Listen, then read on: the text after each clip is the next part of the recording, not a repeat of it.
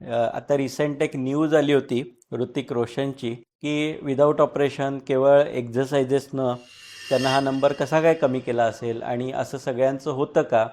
नमस्कार, मी डॉक्टर सौरभ पटवर्धन, नंदादीप नेत्रालय येथे मी नेत्रतज्ञ म्हणून काम करतो. आणि आज या व्हिडिओमध्ये मी बोलणार आहे आता रिसेंट एक न्यूज आली होती ऋतिक रोशनची की त्यात त्यांनं आपल्या सोशल पोस्टवर असं म्हटलं होतं की त्यानं न्यूयॉर्कमध्ये जाऊन डोळ्याची एक ट्रीटमेंट घेतली आणि त्याच्यामुळे त्याचा डोळ्याचा जो नंबर आहे तो अर्धा झाला, म्हणजे कमी झाला अर्ध्यानं.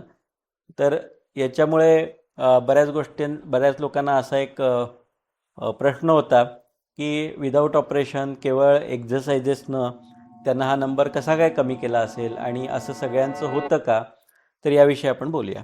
तर सगळ्यात पहिल्यांदा ऋतिक रोशनचं अभिनंदन, कारण त्याच्यामुळे डोळ्याची एक जी ट्रीटमेंट असते विजन थेरपी, याविषयी आता बऱ्याच लोकांना कुतूहल निर्माण होईल आणि त्याचा काय वापर केला जातो याविषयी माहिती मिळेल.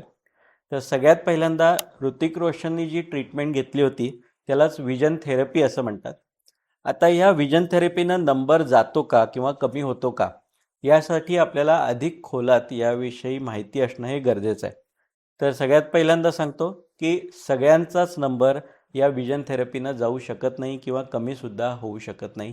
ही काही स्पेसिफिक लोकांना किंवा स्पेसिफिक ज्यांना अडचणी असतात त्याच्यामध्ये आपण त्याचा वापर करू शकतो. आता हा ऋतिक रोशनचं वय आता अर्थात 50च्या वर आहे आणि आपल्याला माहिती आहे की 18-19 वर्षानंतर आपला डोळा वाढायचा थांबतो आणि त्यामुळे ज्यावेळी आपल्याला नंबर जर कमी करायचा असेल तर त्यासाठी आपल्याला डोळ्याच्या बुबुळाचा शेप बदलावा लागतो किंवा लेन्स बसवावी लागते आणि त्यांनाच हा नंबर आपण बदलवू शकतो किंवा घालवू शकतो. आता काही जे डोळ्याचे नंबर असतात ते डोळ्याच्या जे लेन्सच्या बाजूचे स्नायू असतात, ज्याला आम्ही सिलिअरी मसल्स असं म्हणतो, तर त्याच्या अतिरिक्त ताणामुळे, ज्याला आम्ही ॲकोमोडेटिव्ह स्पाझम किंवा सिलिअरी स्पाझम असं म्हणतो, तर त्याच्यामुळे नंबर आलेले असतात.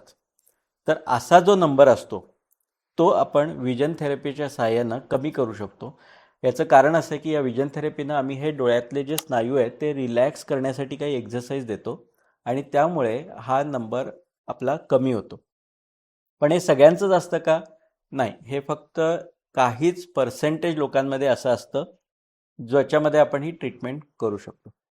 दुसरी गोष्ट, ह्याच्यामुळे दूरचा नंबर कमी होतो का जवळचा कमी होतो?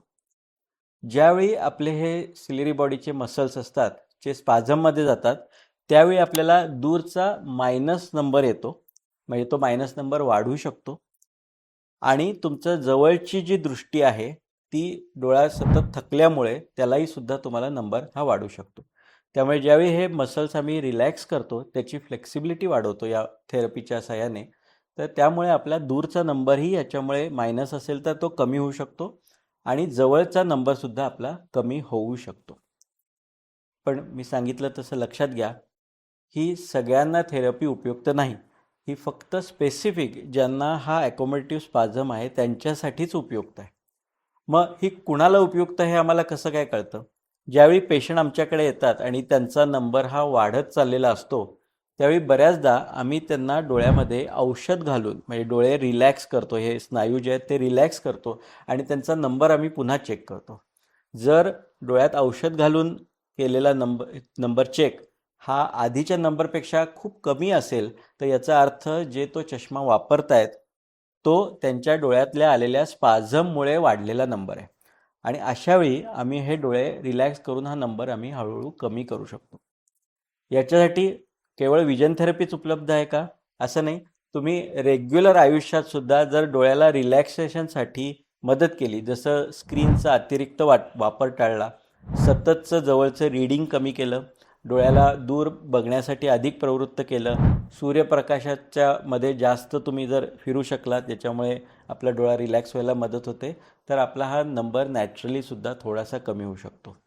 पण लक्षात घ्या, हा नंबर कमी होणं परमनंट कमी होणं नसतं. कारण जर तुमच्या डोळ्याचे स्नायू पुन्हा स्पाझममध्ये जायला लागले, जसं तुम्ही पुन्हा जास्त डोळ्यावर ताण द्यायला लागला, तर तुमचा नंबर पुन्हा वाढत जाऊ शकतो. ओके.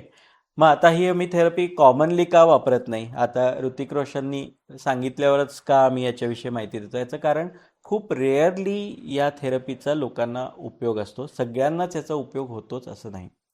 ही थेरपी आम्ही खास करून यंग एजमध्ये जास्त वापरतो, ज्यांना या मसलच्या स्पाझमचे किंवा मसलच्या अति रिलॅक्स होण्यामुळे डोळ्याला नंबर आलेला असतो किंवा डोळ्याला त्रास होत असतो, जसं थकवा येणं, डबल दिसणं, डोकं दुखणं, हे सगळे सुद्धा प्रॉब्लेम्स या विजन थेरपीच्या सहाय्याने आपण ट्रीट करू शकतो. ठीक आहे. त्यामुळे तुम्हाला जर वाटत असेल की या थेरपीनं तुमचा किंवा सगळ्यांचाच नंबर जाऊ शकेल किंवा कमी होऊ शकेल, तर असं हे शक्य नाही.